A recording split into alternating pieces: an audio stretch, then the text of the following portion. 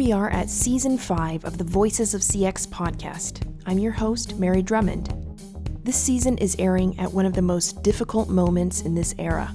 The COVID-19 pandemic has brought the world to a grinding halt, and no one knows what's going to happen next. The only thing we do know is that this period will make or break many businesses out there, but we're all in this together. So we've made it our job to help you bring out the very best of your business by listening to the voices of customer experience and marketing professionals who make a difference in our industry every day. We know the world is changing quicker than ever. In fact, it feels like the speed of change is stuck on fast forward. The companies that will survive are the ones who are able to keep their finger on the pulse of customer expectations as they shift quicker than ever before. So here are those voices, some recorded before, others after the world got turned upside down. We hope the experiences and inspiring conversations shared here will help lift your spirits and set your minds on brighter days ahead. This podcast is brought to you by Worthix, a survey platform that self-adapts according to the changes of the market and the world.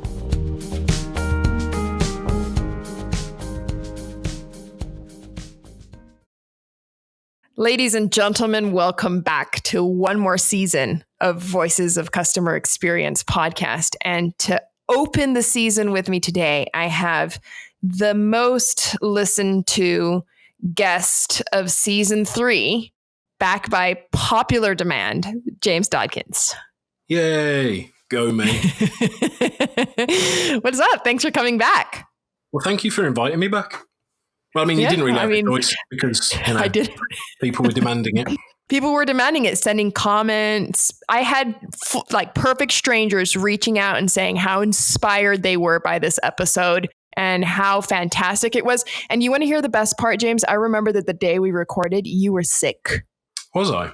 Yeah, you were like under the weather or something. So you were low energy. So today you're not sick, I'm guessing. Well, I don't know. I might keep it back as an excuse if this doesn't go particularly well. But no, I'm feeling good today. So even more energy. It's going to be amazing, right? So you're the CX Rockstar. You bring a different take. You bring a little bit of a different energy than we're used to seeing in CX. How do you stay excited? How do you keep that energy? How do you keep going? It's not really that difficult because I quite like what I do. I think it's difficult if you're doing something that you don't like to stay enthused and energized. But when you like what you're doing, it's not really that hard. You know what? You're right. I mean, sometimes I'm scrolling through the internet and I see these memes about how people hate going to work. And I'm like, I can't relate. I can't. I mean, I understand that it's an issue. What's the favorite part of your job? I think doing this podcast. It's a lot of fun. To me right now. Wow. That's absolutely. I mean, highlight of my year. But for real, I was that huge nerd in school that just loved learning, like that weird kid in the front row that kept asking all the questions and pissing everybody off. Yeah. That was me. So I try to see everything as a learning experience, and the fact that I learn so much and I get so much out of this, it feeds my soul in a great way. So I think that's my favorite part, really. Yeah, that's cool. Well, the thing is, one of the things that gets me super hyped is anything that can make me think about something in a different way, or anyone that can help me look at something in a way that I've never looked at it before. So, which is kind of lucky because I kind of need to always be, doing different things, having that next practice, the thought leadership ideas. So it's kind of cool because I seek that out. I seek out things that make me look at the way that I currently think about stuff and think about it completely differently. So that keeps me going as well. So let me ask you something. Do you think that customer experience is becoming commoditized? I don't know, really. I'm not sure, to be honest. What do you think? I'll tell you what I think. I was in my car listening to the radio the other day, and there's a big company here in the US called Quicken Loans, and they do mortgages. Yes. And they were talking about improving your mortgage experience. And that was the moment when it hit me. I think that CX has hit mainstream. So, yeah, I mean, it's quite a time to be alive. But where are we going from here? It's tough because, I mean, in Quicken's defense, they do a pretty decent job of customer experience. So to be mentioning it in their marketing, for me, that would seem quite an authentic step for them. But yeah, I get it. It's almost like lots of people are jumping on the bandwagon and going, we are really interested. Right, I'm selling my house at the moment. The people I'm selling it with are like, we care about delivering brilliant customer experiences. They don't even know what customer experience is.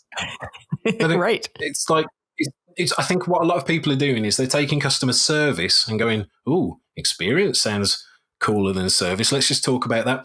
And the big problem with that is marketing even, right? Yeah, exactly.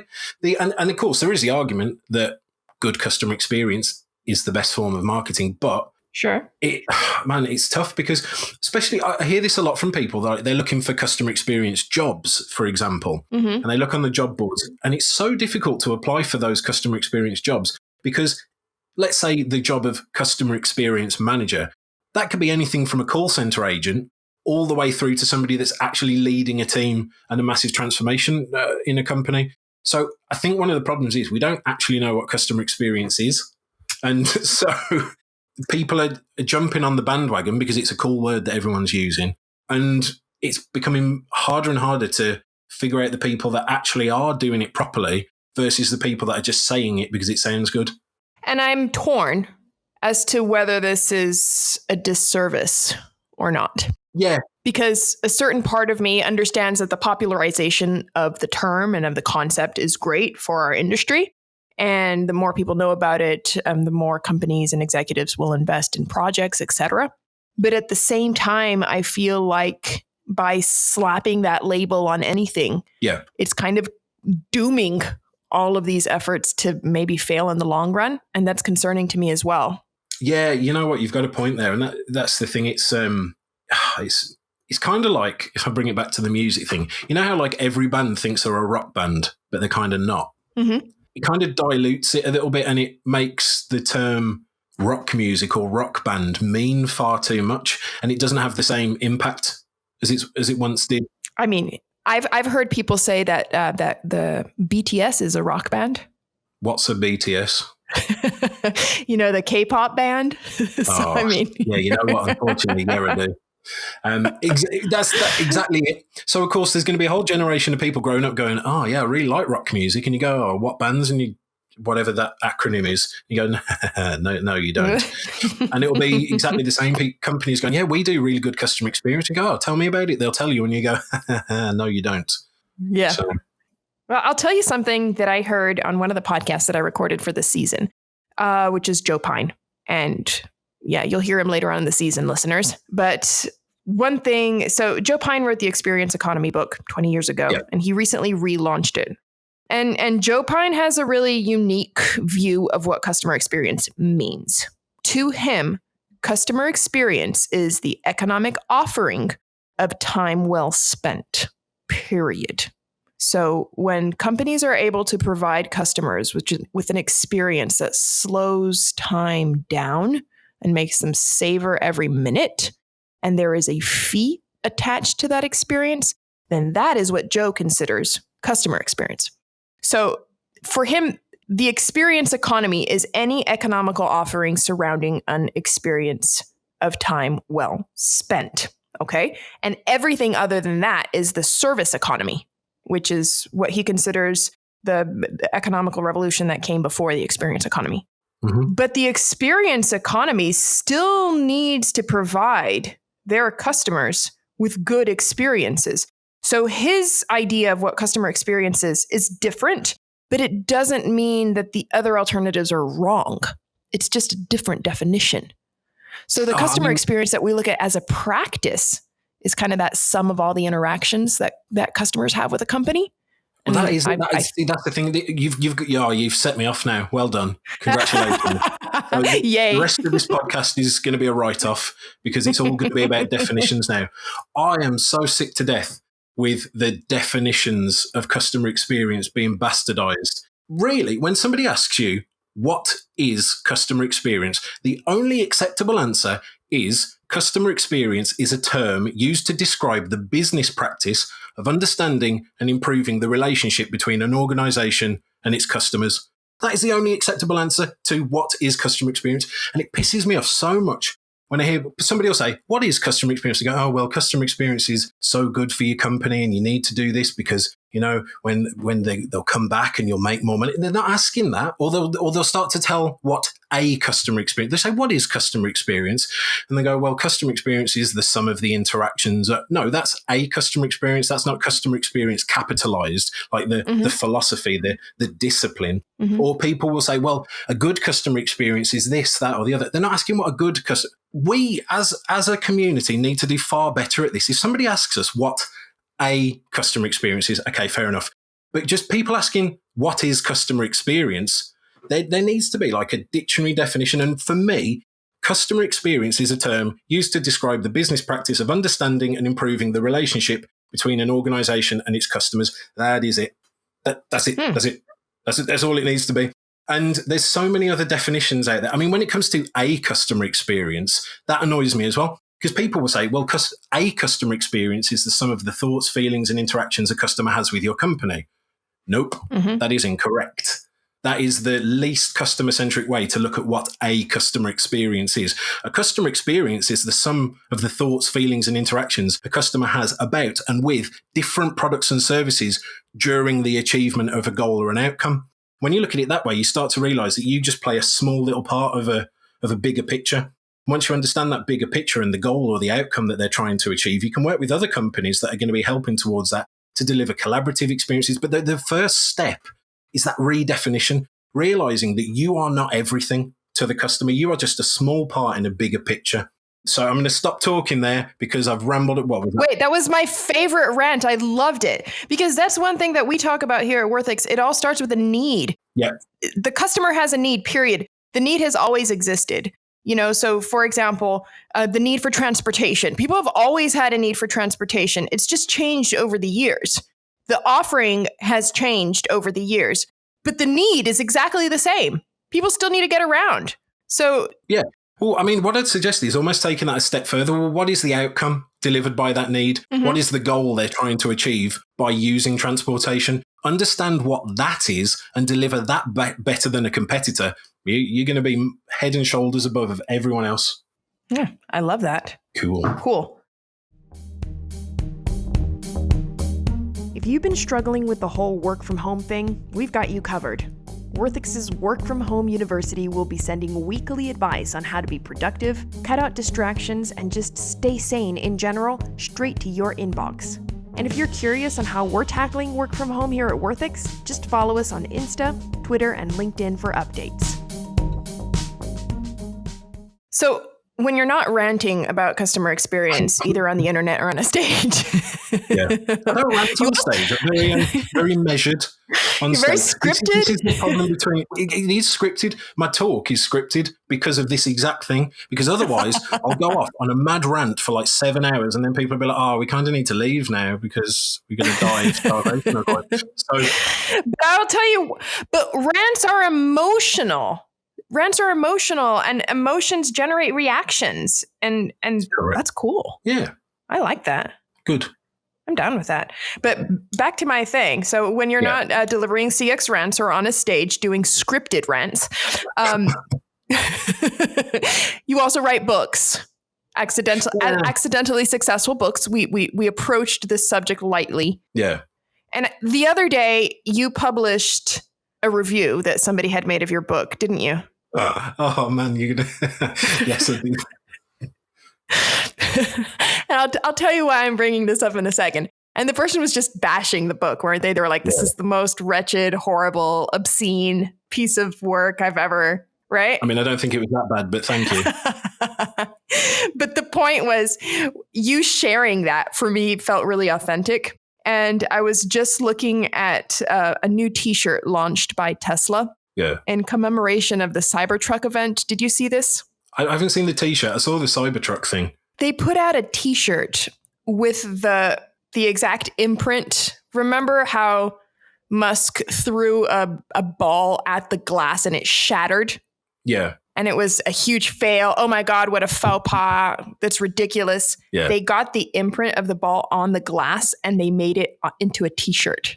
Oh, wicked. So they took their fail and they made it into something to generate profit. So they took that moment that most people would try to hide behind or hide away and make people, or want people to forget altogether. And they're just spreading it out as a marketing campaign to the masses. Yeah. And for me, that's genius.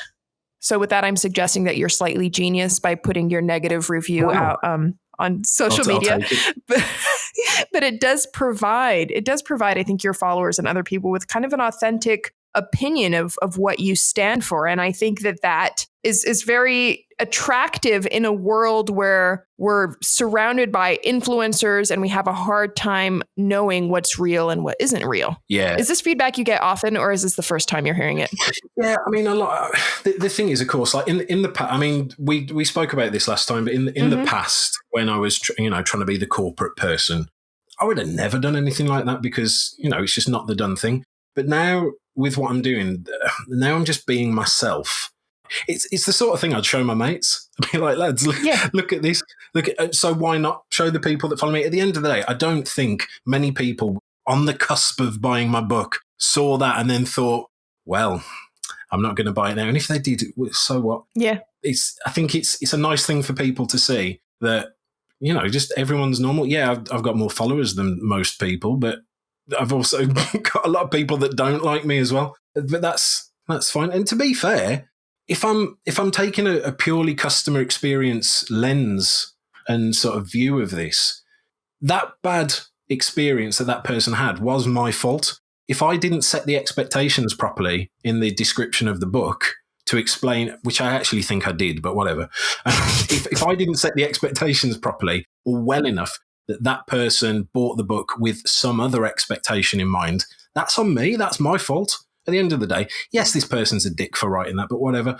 It is still, no, they're not really. Can you delete that part? Nope. No, you don't have to. Fine. But it was, I have to take responsibility for that, because if I would have set that person's expectations better, they wouldn't have been disappointed with it. And we need to kind of think like that in our businesses a lot more. Mm-hmm. Literally every single problem that happens, every single complaint comes from a mismatch of expectation. Either they thought something was going to happen and it didn't happen. I would argue that that's valid for everything in life. Yeah. Relationships, work. Mm-hmm. When you set expectations, I mean, I think it's my therapist probably says this, like expectations are just a setup for frustration, because you're putting expectations on someone that they have no responsibility over. Now that's in a personal interaction. When you're a company, then it's different. Yeah. Because you're the one that's creating maybe the guidelines for the expectation. You're the one that's promoting your product. You're the one that's putting it out there for people to see. So controlling the expectations that people have is actually crucial to not generating frustration, which will then lead to negative experiences, right? Yeah, definitely. I'm fairly confident, and I don't really have any data to back this up, but if anyone wants to help me out with this, do. I'm fairly confident that every single complaint that has ever happened at any company, other than the ones where they're just trying to chance it to get something for free, comes from mismanaged expectations. The thing is, if you've got 1 million customers and you don't manage expectations, that means you have 1 million different sets of expectations to try and meet. That's never going to happen. And if you don't set the expectations, customers are all going to have their own expectations. You're not going to know what they are. Therefore, you're not going to meet them. You're going to have loads of unhappy customers. You need to take control of that, and you need to set those expectations. And it kind of comes back to the review thing. Like reviews online, they come from bad experiences. And one customer's bad experience can quickly become thousands of potential customers' bad first impression. These first impressions of our companies happen long before we first interact with them. So we need to get hold of this and make sure we set people's expectations so that they know what is going to happen. How do you create or how do you control those expectations? It's not that hard. You just tell people. Okay. As a company, because that's when it gets kind of messy. How do you control that narrative? You have to be honest for a start. If you know that the speaker that you've ordered, that somebody's ordered, isn't going to reach them, until 2 weeks after the date you've given them, you need to be proactive about it. You need to reach out, reset those expectations. Or rather than giving them the bad news and risk losing the sale, which a lot of companies will do, rather than risk losing the sale, they'll basically lie and be like, yeah, we can do this thing, of course. Then they'll get the sale. Then the thing won't happen. You've got to be honest. You've got to be upfront. You've got to be proactive. And it's just about telling people what's going to happen. It's not that difficult. You can build this into your experiences. So little things like, you go to McDonald's, you order at the kiosk, you see how long it's going to take. They're setting expectations. They're telling you it's going to be 5 minutes for you to get your Big Mac. Now, you could have gone in there thinking you're going to get your Big Mac in 1 minute. Okay, but they've reset those expectations. They've told you what to expect. Then, if you go up and say, well, I thought I was going to get it in 1 minute, really? They've set the expectations. I think it comes a lot down to marketing, a lot down to salespeople, a lot down to comms, the communications people. If marketeers go out and say, hey, our company does this really great thing, give us money, and they get in touch with the sales guys and they go, yeah, sure, we can do that really great thing, give us money, and then you can't do it, that's your fault. You aren't setting the expectations. Well, marketing has historically been doing this for, I'm going to say 100 years. Yeah, and now at this point, I talk about this all the time. I know I'm getting repetitive, but people have decided that they no longer want to be marketed to in that way. People are rejecting artificial, forced, unauthentic marketing. Yeah. They don't like fake storytelling. They don't like being lied to. And when that happens, it actually generates a repulse of that brand. So I think that companies in general are realizing that if their marketing is creating expectation gaps, that's going to backfire. So while people might be interested in the initial offering, there'll be no loyalty and churn will be really, really high. And then what ends up happening is that the cost per acquisition ends up being a lot higher than any sort of profit that they can make off of that sale. And ultimately, it's not worth it. There's no return. So from an actual, just a numbers perspective, that kind of marketing no longer works. And we're having to switch it up and change that game and offer more authentic, more real marketing, which is actually just, number one, creating a good product, and number two, talking about it in the most authentic way possible. Yeah, I agree. Imagine if there was a company that says, hey, here's this new thing. It's really good at this, but it's kind of crap at this other stuff. But you should still buy it because it's good at those things. That'd be cool. I'd buy that thing. Me too. I could respect that, at least. Yeah. If it lines up with my need, then why wouldn't I buy it? Well, exactly. The thing is, we as customers have become very good at being customers at the moment. We are prosumers, professional consumers. We've got tips and tactics and tricks to get the best service from people, to get the best prices. And we start to educate ourselves. We're going out there and setting our own expectations. Now, a company says, hey, we've got the best thing. We're not going to go, wow, that company just told me they got the best thing. We're going to go online and we're going to look at what Gary from Belgium thinks about. I don't know if there's many Garys in Belgium, but if there is, Gary from Belgium thinks about this thing. We are more likely to trust the opinion of people that we have never and will never meet online than we are to trust what a company says at the moment. That's messed up? It's a pretty messed up world. It's messed up. Yeah. It is messed up indeed. Especially with the amount of fake reviews out there. Well, I'm going to set up a company one day called Expectation Terrorism. Right. What we're going to do is, right, Samsung will come to us and they'll go, oh, guys, we're worried about the new iPhone. So what we're going to do is we're going to go out and we're going to start spreading rumors about how good the iPhone's going to be. All right, that it's going to be able to turn into a robot and clean your room, that it's going to have lasers in it, all this really cool stuff. And people are going to get so hyped about it that when it actually drops, they're going to be like, oh, is this all it? So our job will just be to go and hype up other people's products so that they're actually disappointed when they come out. Do you want to go in there? Do you want to be my CMO? Absolutely. The anti-marketer. This is perfect. Yeah, man. Okay, well, getting back to a serious topic, which is the company's role in providing these expectations and how internally what that means. So I think that part of your job, if I'm not mistaken, is going into companies and telling them what they should do in order to not frustrate or break the expectations of their customers. Is that right? Yeah. I guess. When you are educating executives, decision makers, practitioners inside organizations of how to do their very best at keeping up with the expectations of their customers, what are some of the key pointers? And what are some of the problems that you tend to encounter more often than not? Well, a lot of employees are incentivized not to tell the truth, which is a bit of a shame. And it means that they, whether they're getting sales bonuses or NPS bonuses or any other things like that, they're not incentivized to be honest with customers. They're incentivized to achieve something for the company. And I think the first step is stop doing that stuff. Try and incentivize honesty. Try and incentivize the delivery of a good experience, not something else. But the other part is understanding where expectations are actually formed. There's lots of different ways in which experiences get formed in customers' minds. Once you understand where the experiences have been formed, it's much easier to then sort of remold them, if that makes sense. The way I kind of look at it is you can't re-engineer an expectation if you don't know where it came from, if you don't know how it was formed in the first place. You need to try and understand what people's expectations are to start with. But then you've got to be like, well, why do they think this? Where did that expectation form? At what point in their journey did they come to think this thing? And for me, there's probably 8 different ways in which expectations are formed. Would you like me to tell you what those 8 are? I'm gonna keep track of them so I make sure you get all 8. Cool. Oh, so I can't even skip out. Okay, thanks. So number 1 is communication. What the company has told me. A lot of expectations are formed by what the company has said will happen. Your package will be delivered at 2 p.m. on Friday. That's a communication expectation.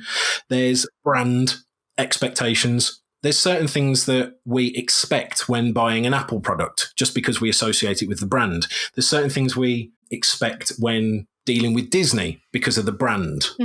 There's leaders' expectations. Now, this is, let's say, for example, you've only ever flown with Emirates Airlines, which are a great airline.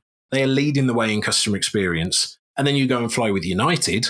You're going to have an expectation formed by another company, formed by a leader in that industry. Absolutely. There's conventional expectations. So if you're on a website buying something, where would you expect to see the checkout button? That's a question to you. Oh, where would I expect? In the top right? Yeah. So that's a conventional one. That's what everyone does. So there's expectations that are formed by convention. There's expectations that are formed by the past. So what has happened to me before? So, for example, if you ordered something from Amazon and it came on time, next time you will expect it will also come on time. Word of mouth, basically what your friends and family tell you. Don't go with those guys because they're going to set your house on fire. Don't do that. So when you go into it, you'll expect them to set your house on fire, so you won't go with them. Sure. There's scenario expectations. So, for example, let's say you ring up your mortgage company and you've had a family member die. And because of that particular scenario, you expect them to treat you in a particular way. And then there's personal standards, expectations, like what are you willing to accept personally? And that's, like good example, I'll use McDonald's again. I'm more than happy to go to McDonald's because I don't really have very high standards, whereas someone as discerning as yourself may have very different standards when it comes to food. So they're the 8 areas. Did I get all 8? I think I did. Nope, you did 7. No, I didn't. No, communication. Brand. Leader. Conventional. No, I did leader. Oh, the leader. Did you? Leader. You did do leader. Leader, conventional, okay. Past, word of mouth, scenario, and standards. Was that 8? That's 8. That's 8. I did all 8. That's 8. It is 8. But you know what? You're right with that personal standards thing. I actually have that problem all the time with like a TripAdvisor. Yeah. I don't trust TripAdvisor reviews. I feel like it should be segmented by standards. I really do. No, seriously, what they should do is they should match you, like, once you've got a bit of a history of, rating. They should use some AI to do that. I feel like that technology is available. Surely they could do that. Literally, they'd match your profile with people that have, rated similar things similarly, the same as you. And then you will be able to trust their opinion more than someone else. Because that's the thing. If I went to McDonald's and gave it 10 out of 10, and you went to McDonald's and gave it 1 out of 10, and we had the exact same service in the exact same meal in the exact same way, who's correct? Absolutely. Me, of course, but both of them. But absolutely. Because it really has to do with what sort of expectations you have about your experience. That's what I'm saying. Here we go again. All comes down to expectation management. If you aren't managing expectations, you won't meet expectations because you won't know what they are, and everyone's going to have different ones, and it's going to be chaos. That's absolutely true. In the information age, news travels fast, but news is no substitute for hard data.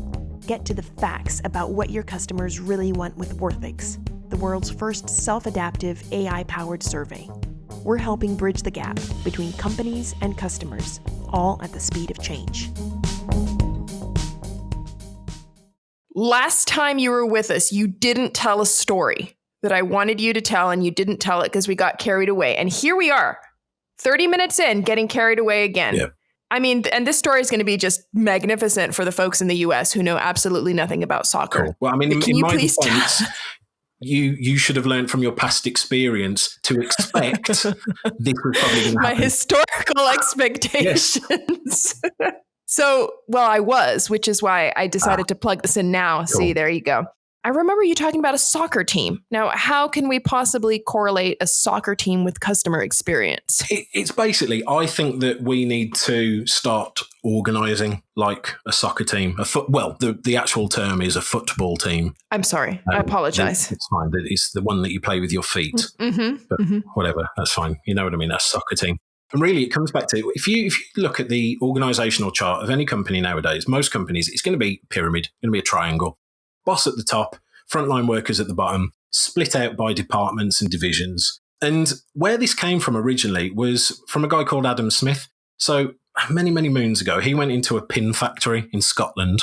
And maybe when you take your trip to Scotland, you can go and visit it. Because I think pin factory. It sounds like just the kind of thing I'd like to do on my Scotland vacation, visit a pin factory. That's why I suggested it.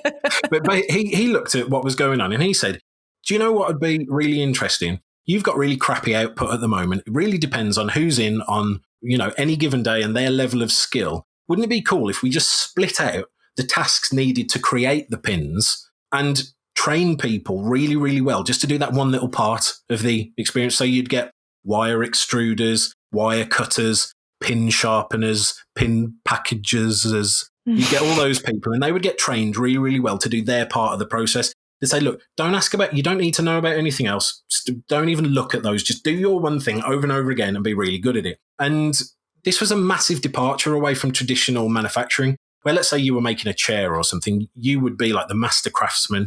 You'd go and find the tree, you'd cut down the tree yourself, you'd drag it back to your workshop, you'd do all the stuff to the wood to turn it into a chair, you would sell the chair, you would service the chair. You would be the person that owned the entire experience from start to finish. And this flipped it on its head. The thing is, it increased output by 24,000% apparently, which, I mean, I'm not a mathematician. That's a lot of percent. Mm-hmm. So people started doing it. They said, well, that was good. We should start doing it. Apparently, it was even cited in the Declaration of Independence as the model for economic growth, the division of labour, and subsequently the subdivision of labour. This was written about in his book called The Wealth of Nations. Now, I mentioned the Declaration of Independence. Do you know what year that was, correct? No, I don't. I'm really bad at that stuff. 1776. Ooh. So this model comes from 1776. That's a long time ago. So what happened was you'd split people out into their different parts of the process. And then, of course, you'd end up with managers managing different parts of the process. And then all the way at the top, you'd have the person who knew the most about making pins, for example. And they would be in charge of everything. We've just extrapolated that into the current day. We've taken a model that was created to make a pin factory more efficient and more effective and use it on companies that were never designed to be run that way. So the way I look at it is we need to flip this on its head and we need to look at it very differently. Because the problem with the pyramid is we create an environment where everybody thinks, well, most people think that the customer isn't their job. The only reason they think that the customer's not their job is just because of the way we draw it. It's not reality. It's just a drawing on a piece of paper. It's a collective hallucination. It's a figment of our imaginations. Mm-hmm. We're not actually bound by the pyramid, yet every single piece of work we've ever done, every single project we've ever implemented, every single thing we've ever done in our business life has been bound by this pyramid that was created for a pin factory that doesn't even actually exist, just a drawing on a piece of paper. So we split people out based on their skill set. I think this is wrong. One of the big things about it is the further you get up the pyramid, the more important you are and the more you get paid. That, funnily enough, correlates to the further away you get from the customer. So we're telling people the further away you get from the customer, the more important you are. That's not the right message to be given in a world where we want to be delivering amazing experiences, or if not amazing, ideal. And so I think we should organise like a soccer team. So I did get there in the end, like a soccer team or football team. 3 questions we need to ask. They are, who is the customer? So for a soccer team, who is the customer? I am asking you now. The public? Yeah, the fan that comes to watch the game. When they come and watch the game, what is their successful outcome? A victory. Yeah, see the team win. Now, what is the thing we need to measure to make sure that we know whether we have delivered that success or not? Goals? Yeah, the score. So we know who the customer is, we know what their successful outcome is, and then we know what to measure to know whether we've delivered it ourselves without actually having to ask the customer. Because again, and I know you're a soccer fan, if you went to a soccer game and a week later you got a survey saying, hey, on a scale of 1 to 10, did we win? You'd be like, hang on, what is this? Is this shit? Why are you asking me? But anyway, so once you understand that stuff, the coach can then put a team together with different skills and different core competencies who are best suited to deliver that successful outcome, to deliver that win. They wouldn't just put 11 goalkeepers out on the field. They wouldn't just put 11 strikers out on the field because that's not conducive to delivering that successful outcome.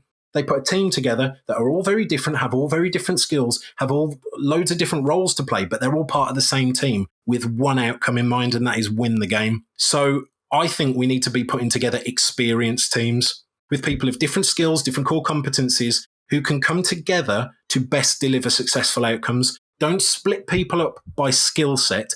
Bring people together based on their ability to deliver customer success. Does that make sense? I knew that this story was good. I knew it. See, that's why I kept pushing it. It's a great story. I'm glad you did. Thank you. Tell me about your training course. It's the ACXS, right? Yes, the Accredited Customer Experience Specialist. So training course, it's been designed specifically for people not looking for best practice, but looking for next practice. The training is all about not just showing you what good companies do and getting you to copy that, but helping you understand how good companies think and helping you copy that, taking the tools, the techniques, the frameworks, the principles, the methodologies, and using them in your situation. So really, it's for people who want to disrupt customer experience, who want to create things that have never been created before. The training gives you that framework to be able to create something that hasn't been created before. The method you learn is the SCO method. That is the Successful Customer Outcome method. And it is all based around understanding, articulating, and delivering successful customer outcomes. So that is the training. We're actually going to be out on tour this year, the Disrupt CX UK tour. We have got 9 dates across the UK, starting in London, March 9th to 11th. If you would like to come along, be trained and certified as an accredited customer experience specialist, please reach out to me or check out accxs.co.uk. And check out some of the other dates too. Thank you for letting me plug that. Ooh, and tell me about your speaking engagements in the US, at least for quarters 1 and 2. Yeah, so I'm going to be not speaking, but hosting an award ceremony for OPEX next week in Orlando. Then I hop over to Nashville, where you will be there, and you will see me deliver my Rules for Rockstar's keynote talk, the world's first and only musical customer experience keynote. Ooh. Then after that, I've got Vegas, I've got Russia. So I'll come back and try and meddle in your election. Then I've got Turkey again. I've got another one in Turkey. I've got a bunch in London. So yeah, I got loads coming up this year. If you are interested in seeing me live at a conference near you, drop me an email and I'll send over my dates. I can't remember them all at the moment, but there's a bunch of them all over the world this year. So how do people reach out to you in order to find out where you're going to be? What's the best way to contact you? Probably LinkedIn, I guess I'm doing the Instagram thing now. Pretty cool, down with the kids. Got an Instagram. You can do that. However, I did discover I had a message today from like 3 months ago that went in some other, so I don't really know how to use it. Me, right? It was my message. Oh, no, you know what? Yours was in there too. There was another person. And yeah, yours. Sorry about that. It's in blame Instagram. Okay, yeah, Boomer. LinkedIn's We're going to teach you how to use the direct messages and Instagram. Thank you very much.